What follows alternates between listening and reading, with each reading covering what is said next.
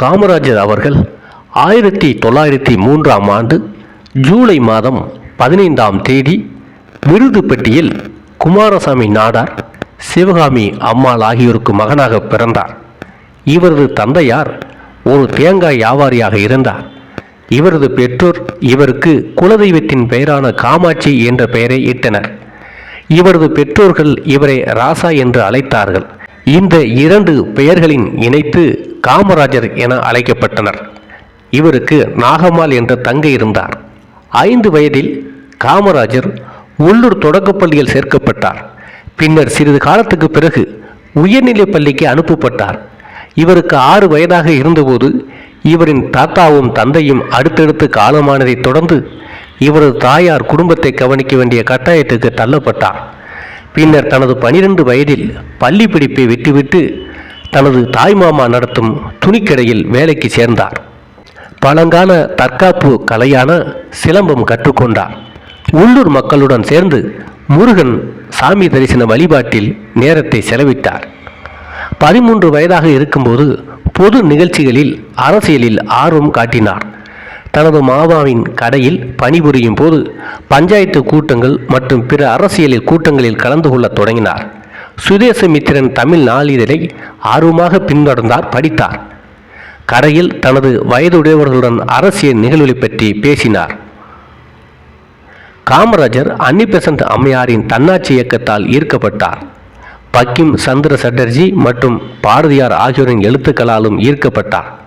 அரசியல் நாட்டம் கொண்டாலும் தொழிலில் நேரத்தை செலவிடாததாலும் இவர் திருவனந்தபுரம் நகரிலுள்ள மற்றொரு மாமாவுக்கு சொந்தமான மரக்கடையில் வேலைக்கு செய்ய அனுப்பப்பட்டார். கேரளாவில் இருந்தபோது இவர் தொடர்ந்து பொது நடவடிக்கைகளில் பங்கேற்றார். வைக்கம் நகரில் உள்ள மகாதேவர் கோவிலில் அனைத்து ஜாதி மக்களும் நுழைய வேண்டி நடத்தப்பட்ட வைக்கம் சத்தியாகிரகத்தில் பங்கேற்றார்.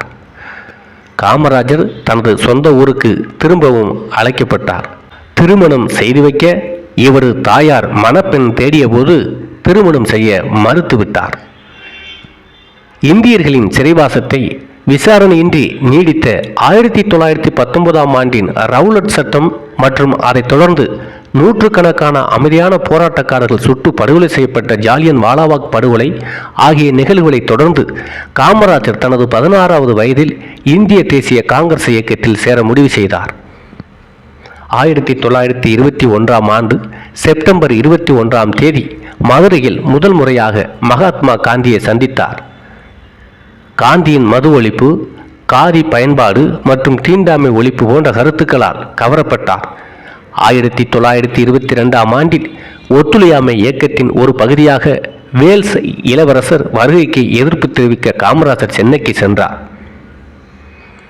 பின்னர் விருதுநகர் நகர் காங்கிரஸ் குழு உறுப்பினராக தேர்ந்தெடுக்கப்பட்டார். இந்த காலகட்டத்தில்தான் அவருக்கு தேர்தலில் நிறுத்த சிபாரிசு செய்தவர் பசும்பொன் முத்துராமலிங்க தேவர். அந்த காலகட்டத்தில் தேர்தலில் போட்டியிட தனக்கு சொந்தமாக பொருள் ப்ராப்பர்ட்டி இருக்க வேண்டும், அதற்கு வரி கட்டியிருக்க வேண்டும். ஆனால் காமராஜருக்கு வரி கட்ட அவர் சொந்த பெயரில் எதுவும் இல்லாததால் அவர் அம்மா பெயரில் இருக்கிற வீட்டை காமராஜர் பெயருக்கு எழுதி வையுங்கள், தேர்தலில் அவரை போட்டியிட வைக்கிறேன் என்று தேவர் கேட்டார். அதற்கு எனக்கு இருப்பது ஒரே ஒரு மகள், இவரும் அரசியல் என்று வீணாக தெரிகிறார், என் மகனை நம்பி என் வீட்டை எழுதி வைக்க முடியாது, என் மகள் கல்யாணத்துக்காக வைத்திருக்கிற வீடு, ஆகவே அதை என் மகனை நம்பி எழுதி தரமாட்டேன் என்று அம்மா மறுத்துவிட்டார். இதனால் பசும்பொன் முத்துராமலிங்க தேவர் தன் சொந்த பணத்தை போட்டு ஒரு வெள்ளாட்டை வாங்கி காமராஜர் பெயரில் வரி கட்டி அவரை ஓட்டராக்கி விருதுநகர் நகர்மன்ற தேர்தலில் நிறுத்துகிறார். தேவரின் ஆதரவுடன் காமராஜர் முதல் தேர்தலையே வெற்றி பெறுகிறார். இதுதான் ஆரம்பத்தில் அவர் அரசியலுக்கு பெரிய தலைவராக வளர்வதற்கு உந்து சக்தியாக இருந்தது. அதன் பிறகு இந்திய விடுதலை இயக்கத்தில் சேர மக்களை தூண்டுவதற்காக காந்தியின் பேச்சுக்கள் அடங்கிய துண்டு பிரசுரங்களை விநியோகித்தார். அடுத்த சில ஆண்டுகளில் காமராஜர் நாக்பூரில் நடந்த கொடி சத்தியாகிரகம் மற்றும் சென்னையில் நடந்த வால் சத்தியாகிரகம் ஆகியவற்றில் கலந்து கொண்டார். மதுரை மாவட்டம் மற்றும் அதன் சுற்றுப்புறங்களில் காங்கிரசின் கூட்டங்களை ஏற்பாடு செய்தார். இந்த காலகட்டத்தில் இவருக்கு அரசியலில் உயர்ந்த இடத்துக்கு செல்ல பசும்பொன் முத்துராமலிங்க தேவர் உறுதுணையாக இருந்தார். 1930ஆம் ஆண்டில் காந்தியின் உப்பு சத்தியாகிரகத்துக்கு ஆதரவாக வேதாரண்யம் கடற்கரையில் ராஜகோபாலாச்சாரி தலைமையில் நடைபெற்ற போராட்டத்தில் காமராஜர் கலந்து கொண்டார். அவர் அப்பொழுது முதல் முறையாக கைது செய்யப்பட்டு கிட்டத்தட்ட 2 ஆண்டுகள் அலிபுர் சிறையில் அடைக்கப்பட்டார். 1931ஆம் ஆண்டில் காந்தி இர்வின் ஒப்பந்தம் கையெழுத்தான போது விடுதலை செய்யப்பட்டார். 1931ஆம் ஆண்டில் அகில இந்திய காங்கிரஸ் குழுவின் உறுப்பினராக நியமிக்கப்பட்டார்.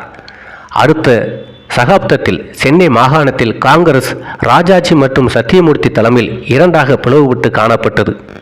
சத்தியமூர்த்தியின் கொள்கைகளால் ஈர்க்கப்பட்ட காமராஜர் இதில் சத்தியமூர்த்தியை ஆதரித்தார். சத்தியமூர்த்தி காமராஜரின் அரசியல் குருவானார்.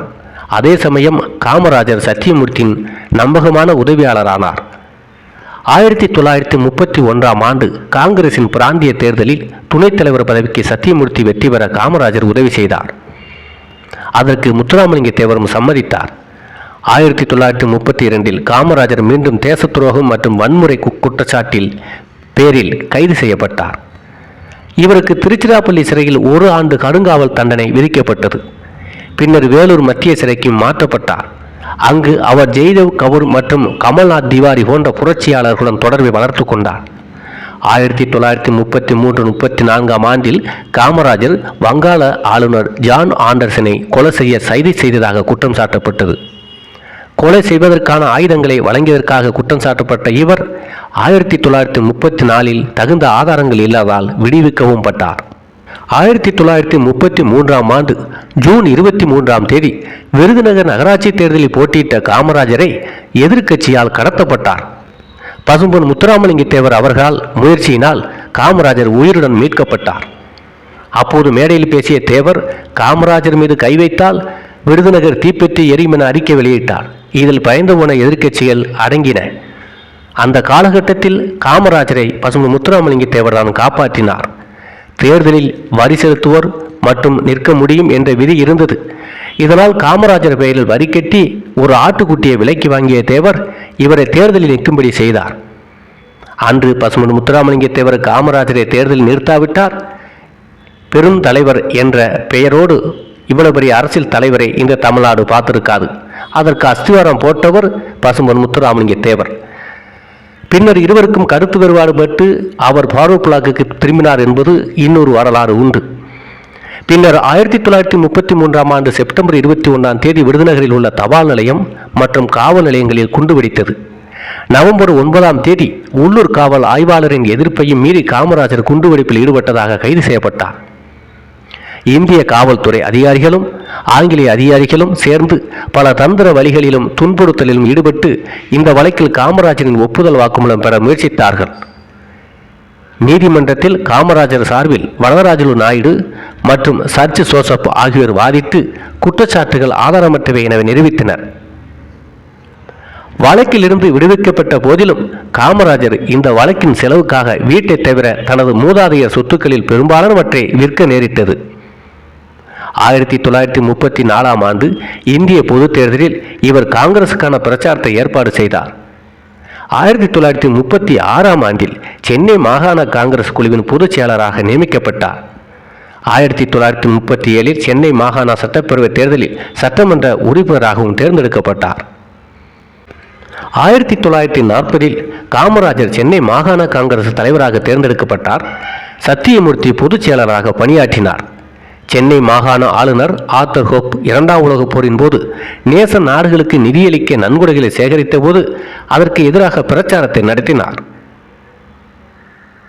1940ஆம் ஆண்டு டிசம்பர் மாதம் போர் நிதிக்கு நன்கொடை அளிப்பதை எதிர்த்து பேசியதற்காக இந்திய பாதுகாப்பு விதிகளின் கீழ் கைது செய்யப்பட்டு வேலூர் சிறைக்கு அனுப்பப்பட்டார்.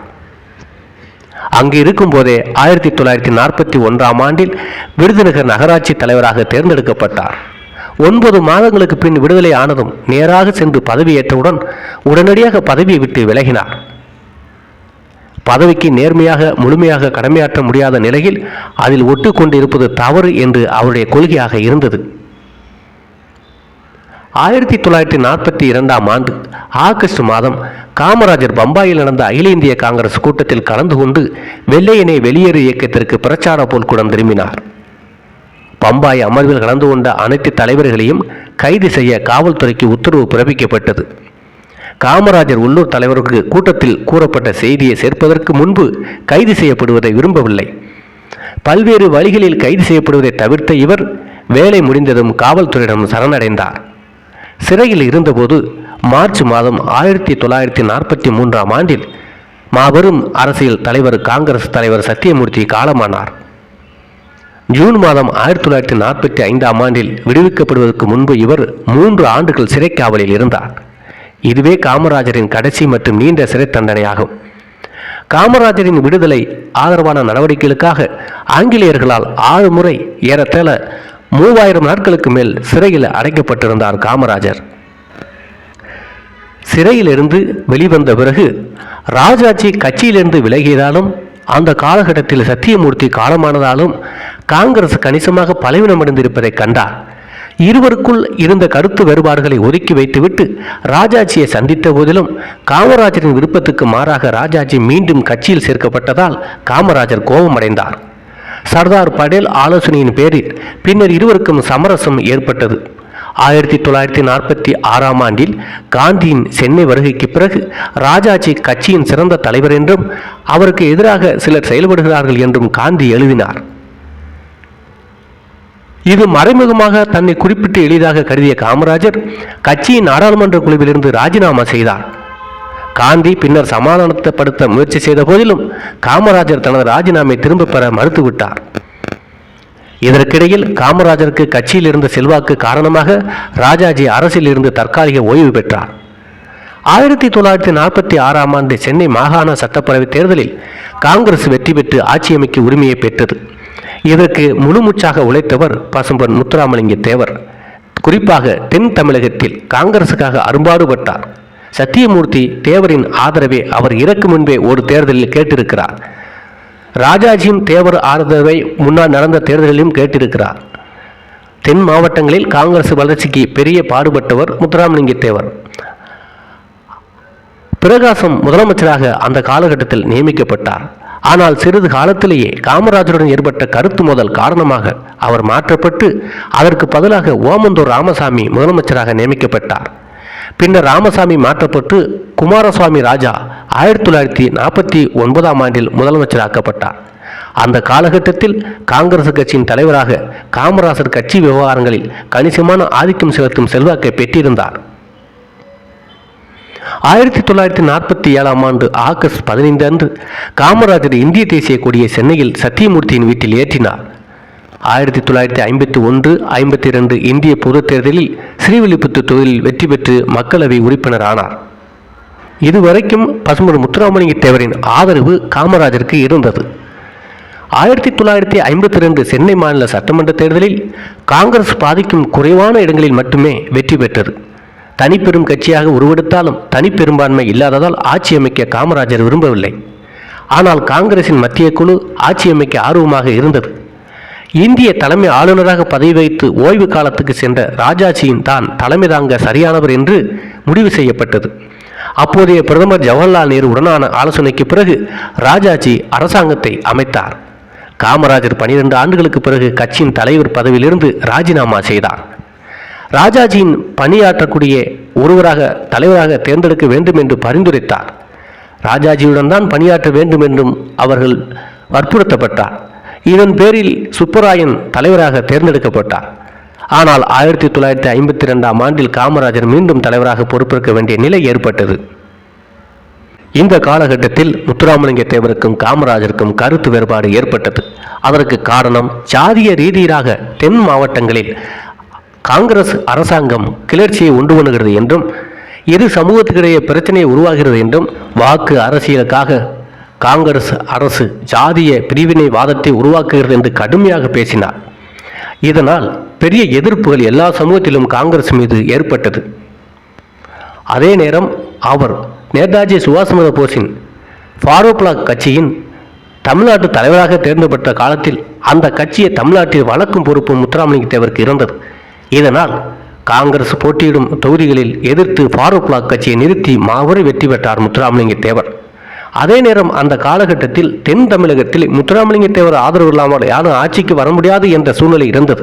பல தேர்தல்களில் சத்தியமூர்த்தி, ராஜாஜி போன்றவர்கள் முத்துராமலிங்க தேவரின் உதவியை தேடி சென்று அவருடைய ஆதரவை பெற்ற வரலாறுகளும் உண்டு. ராஜாஜி முதலமைச்சராக இருந்தபோது குலக்கல்வி திட்டத்துக்கு பெரும் எதிர்ப்பு கிளம்பியது. சட்டமன்றத்தில் ஒருமையில் பகிரங்கமாக பேசினார் முத்துராமலிங்க தேவர்.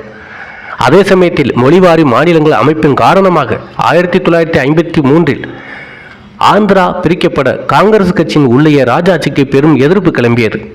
கட்சி மேலிடத்தின் அனுமதியுடன் ராஜாஜி தான் அவமானப்படுத்தப்படுவதை தவிர்க்க தானே விலகிக் கொள்கிறேன் என்று அறிவித்தார்.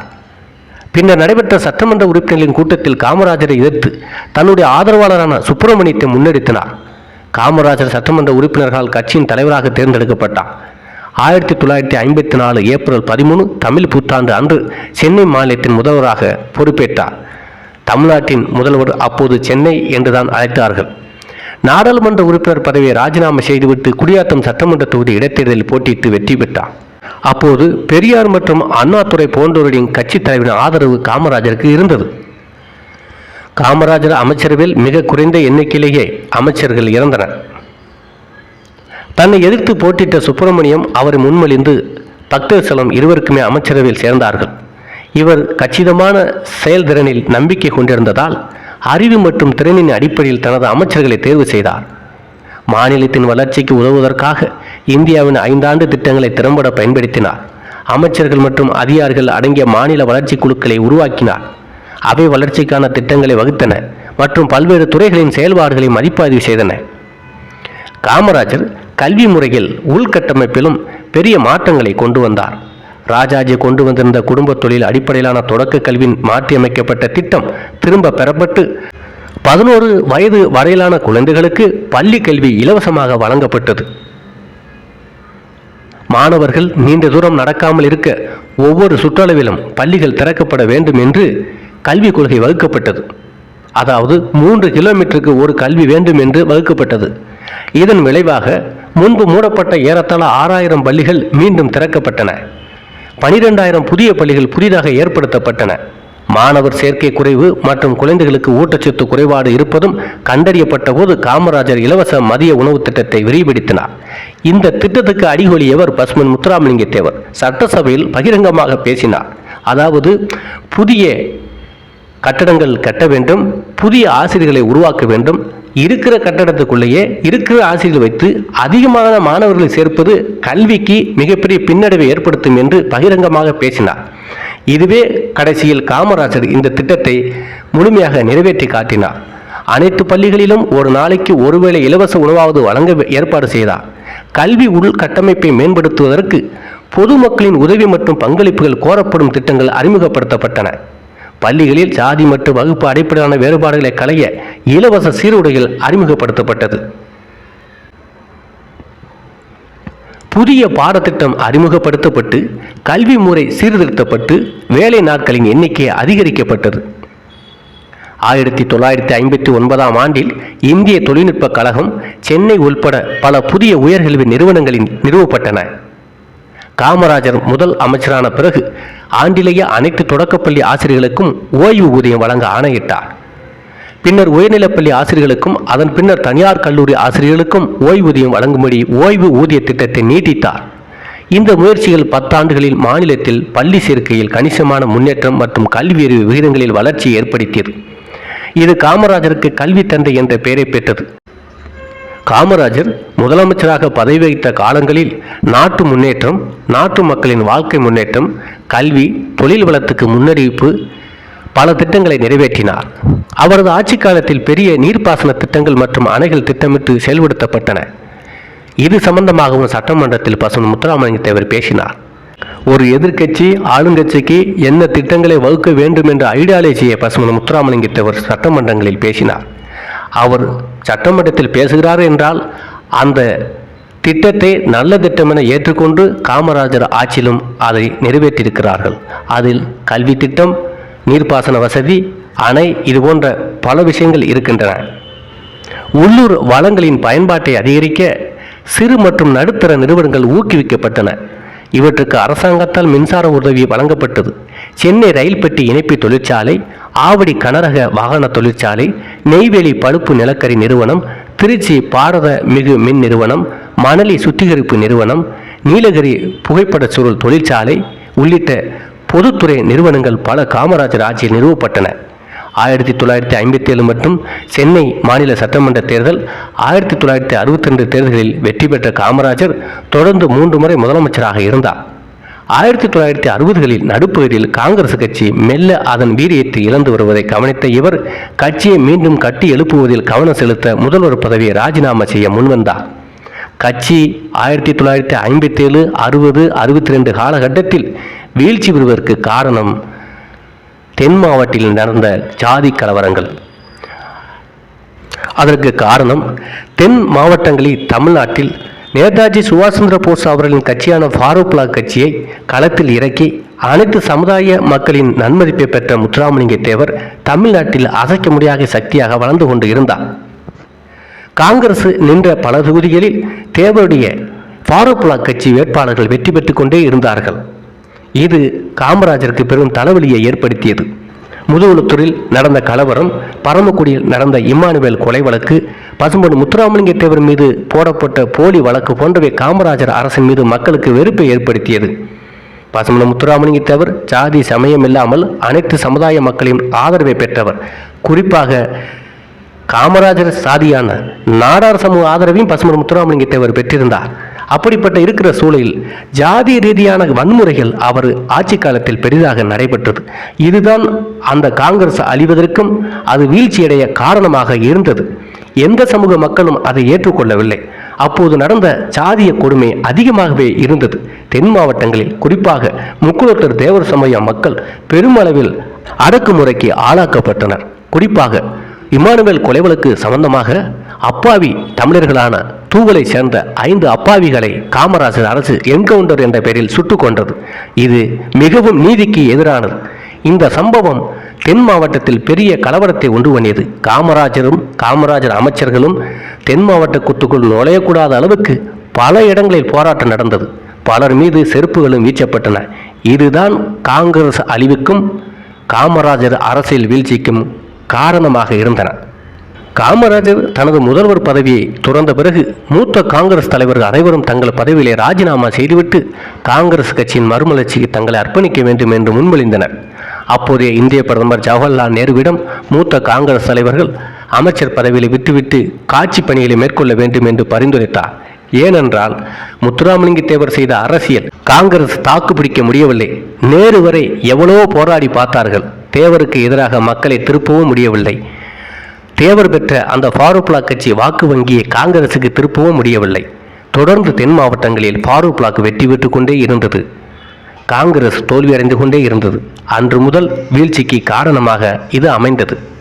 எந்த காங்கிரஸ் கட்சியை வளர்ப்பதற்கு பசும்பொன் முத்துராமலிங்க தேவர் அரும்பாடுபட்டாரோ, எந்த தலைவரை உருவாக்குவதற்கு அவர் தியாகம் செய்தாரோ, அவர்களே ஜாதிய ரீதியாக தென் மாவட்டங்களில் அடக்குமுறையை கட்டவிழ்த்து விட்டது அவரால் ஏற்றுக்கொள்ள முடியவில்லை. எந்த காங்கிரஸை நான் வளர்த்தேனோ அதே காங்கிரஸை அழித்தே தீர்வேன் என சபதமிட்டு காங்கிரஸை அழித்து ஒழித்தார் பசும்பொன் முத்துராமலிங்க தேவர். 1964ஆம் ஆண்டில் நேருவின் அகால மரணத்துக்கு பிறகு கொந்தளிப்பான காலகட்டத்தில் காமராஜர் கட்சியை வெற்றிகரமாக வழிநடத்தினார். கட்சியின் தலைவராக இருந்த போதிலும் அடுத்த பிரதமராக வர மறுத்து 1964இல் லால் பகதூர் சாஸ்திரி, 1966இல் நேருவின் மகள் இந்திரா காந்தி ஆகிய 2 பிரதமர்களை ஆட்சிக்கு கொண்டு வர முக்கிய பங்காற்றினார். இதனால் 1960களில் கிங் மேக்கர் என்று பரவலாக பாராட்டப்பட்டார். 1965இல் உணவு நெருக்கடியின் போது காமராஜர் அப்போதைய நிதி அமைச்சரான டி கிருஷ்ணமாச்சாரியின் உதவியோடு ரேஷன் உணவு விநியோக முறையை அறிமுகம் செய்தார். காங்கிரஸ் கட்சியின் மீதான மக்களின் ஏமாற்றம் திராவிட முன்னேற்ற கழகம் வளர வழிவகுத்தது. அந்த காலகட்டத்தில் பசும்பொன் முத்துராமலிங்க தேவர் காங்கிரஸை ஒழித்த விஷயம், அதே நேரம் 1963 காலகட்டத்தில் முத்துராமலிங்க தேவருடைய மரணம், மக்கள் முத்துராமலிங்க தேவரை ஆதரித்த மக்கள் மாற்று அரசியலை தேடிக்கொண்டிருந்த போது திராவிட முன்னேற்ற கழகம் வளர்ந்து கொண்டு இருந்தது. ஆகவே முத்துராமலிங்க தேவர் விட்டு சென்ற இடம் மெல்ல மெல்ல திராவிட முன்னேற்ற கழகத்துக்கு மாறியது மக்கள் மனநிலை. 1967 மாநில சட்டமன்ற தேர்தலில் காங்கிரசின் தோல்விக்கு வழிவகுத்தது. காமராஜர் தேர்தலில் தமது சொந்த ஊரான விருதுநகர் தொகுதியில் சீனிவாசன் என்பவரால் 1285 வாக்குகள் வேறுபாட்டில் தோற்கடிக்கப்பட்டார். இந்த வரலாறை படிப்பவர்கள் நன்கு அறிய வேண்டும். இவ்வளவு தூரம் மக்களுக்கு சேவை செஞ்சார், கல்வியை கொண்டு வந்தால், நிறுவனங்கள் கொண்டு வந்த காமராஜர் ஏன் டெபாசிட் இழந்தார் என்பதை நன்கு அறிவார்ந்தவர்கள் உணர வேண்டும். ஒரே ஒரு காரணம், ஜாதிய ரீதியாக பிரச்சனைகளை உருவாக்கினார், ஜாதி கலவரத்தை உருவாக்கினார் என்ற குற்றச்சாட்டு காமராஜர் மீது அப்போது இருந்தது.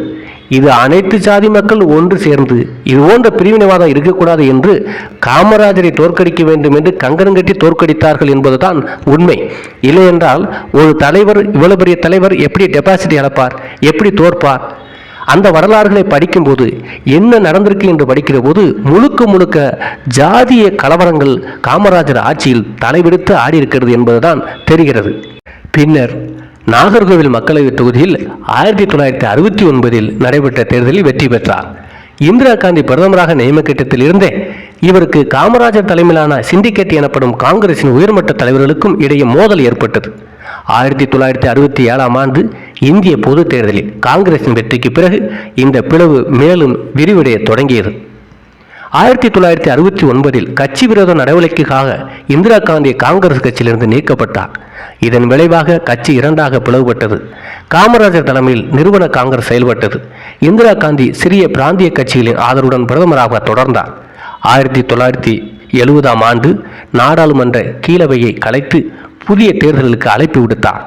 1971 இந்திய பொது தேர்தலில் இந்திரா தலைமையிலான அணி 352 இடங்களை வென்றது. இதனுடன் ஒப்பிடுகையில் நிறுவன காங்கிரஸ் வெறும் 16 இடங்களை மட்டுமே பெற்றது. அகில இந்திய தலைவராக இருந்தும் காங்கிரஸ் கட்சி வெற்றி பெறவில்லை. காமராஜருடைய ஆதரவு பெற்ற காங்கிரஸ் படுதோல்வியை சந்தித்தது. 1975 இறக்கும் வரை நிறுவன காங்கிரசின் ஒரு பகுதியாகவே இருந்தார் காமராஜர். இந்திரா காந்தி நெருக்கடி நிலையினை அமல் செய்த போது அதனை கடுமையாக எதிர்த்தவர்கள் காமராஜர் ஒருவர். இந்தியாவின் விடுதலைக்கு பாடுபட்ட பல தலைவர்கள் இந்த காலகட்டத்தில் அரசால் கைது செய்யப்பட்டனர். இந்தியாவின் அரசியல் போக்கு குறித்து மிகுந்த குறையும் கவலையும் கொண்டிருந்தனர். 1975 ஆண்டு அக்டோபர் 2 மதிய உணவுக்கு பிறகு காமராஜருக்கு நெஞ்சுவலி ஏற்பட்டது. 72 வயதில் மாரடைப்பு காரணமாக தூக்கத்தில் உயிர் விருந்தது. காமராஜின் உடல் பொதுமக்கள் பார்வைக்காக ராஜாஜி மண்டபத்தில் வைக்கப்பட்டது. மறுநாள் காந்தி மண்டபத்திற்கு ஊர்வலமாக எடுத்து செல்லப்பட்டு முழு அரசு மரியாதையுடன் தகனம் செய்யப்பட்டது. காமராஜருக்கு அர்ப்பணிக்கப்பட்ட நினைவு சின்னங்கள் சென்னை, விருதுநகர் மற்றும் கன்னியாகுமரி ஆகிய இடங்களில் நிறுவப்பட்டன. காமராஜர் தனது வாழ்க்கையின் பெரும்பகுதியை அரசியலில் செலவிட்டார். உறவுகள் மற்றும் குடும்பத்திற்காக அதிக நேரத்தை செலவிடவில்லை. தனது எளிமை மற்றும் நேர்மைக்கு பெயர் பெற்றவர். இவர் காந்திய கொள்கைகளை பின்பற்றினார். எப்போதும் எளிமையான காதி சட்டை மற்றும் வேட்டி அணிந்திருந்தார். இதனால் இவர் மக்களோடு அன்போடு கருப்பு காந்தி என்று அழைக்கப்பட்டார். எளிய உணவை உண்ட இவர் அரசின் சிறப்பு செயலை பெற மறுத்தார். முதலமைச்சராக இருந்தபோது விருதுநகர் நகராட்சி தனது வீட்டுக்கு நேரடி குடிநீர் இணைப்பு வழங்கிய போது சிறப்பு சலுகைகள் எதுவும் வேண்டாம் என்றும் பொதுத்துறை நிறுவனங்கள் மக்களுக்கு சேவை செய்ய வேண்டுமே தவிர தனியாருக்கு அல்ல என்று கூறி உடனடியாக அதை துண்டிக்க உத்தரவிட்டார். காவல்துறையின் பாதுகாப்பை மறுத்து அது பொதுமக்களின் பணத்தை வீணடிப்பதாக கூறினார். காமராஜருக்கு சொந்தமாக சொத்து எதுவும் இல்லை. இறக்கும்போது இவரிடம் கைவசம் ஒரு சில புத்தகங்களை தவிர 130 ரூபாய் பணம், 2 ஜோடி செருப்பு, 4 சட்டைகள் மற்றும் வேட்டிகள் மட்டுமே இருந்தன. நல்ல தலைவர், நிறைய செய்திருக்கிறார். இன்று படித்தவர்கள் தமிழ்நாட்டில் அதிகம் இருக்கிறார்கள் என்றால் அது காமராஜர் செய்த கல்விதான். நிறைய தொழிற்சாலைகள் இருக்குது என்றால் அது காமராஜர் ஆட்சியில் நடந்ததான். வைகை அணை கட்டப்பட்டது காமராஜர் ஆட்சி நடந்ததான். அப்போ ஏன் டெபாசிட் இழந்தார்? ஒரே ஒரு விஷயம், சாதியம் அரசியலில் நுழைந்தால் நாடு நாசமாகிவிடும் என்று பசுமன் முத்துராமலிங்க தேவர் பேசியிருப்பார். இவ்வளவு விஷயம் செய்த பெருந்தலைவர் காமராஜர் இந்த ஜாதிங்கிற ஒரு விஷயத்தை எடுத்து தென் மாவட்டங்களில் ஜாதி கலவரங்களை வாக்கு அரசியலுக்காக உருவாக்கி விட்டார்கள் என்ற குற்றச்சாட்டு காங்கிரஸ் கட்சி மீது அப்போது இருந்தது. அப்படிங்கிற பட்சத்தில் அந்த காலகட்டத்தில் இவர் மீது மக்களுக்கு வெறுப்பு ஏற்பட்டது. அதுவும் தூவல் கலவரத்தில் 5 அப்பாவிகள் என்கவுண்டர் செய்யப்பட்டது. காமராஜர் உத்தரவு இல்லாமல் காவல்துறை அங்கே கை வைக்க முடியாது. நேரடியாகவே காமராஜர் மீது குற்றம் சாட்டினார்கள் மக்கள். ஸோ ஜாதி விஷயத்தில் காமராஜர் கொஞ்சம் பொறுப்போட்டு நடந்து கொண்டார் என்ற குற்றச்சாட்டு தான் அவர் அரசியல் வீழ்ச்சி வருவதற்கு காரணம் என்பதை அறிய முடிகிறது.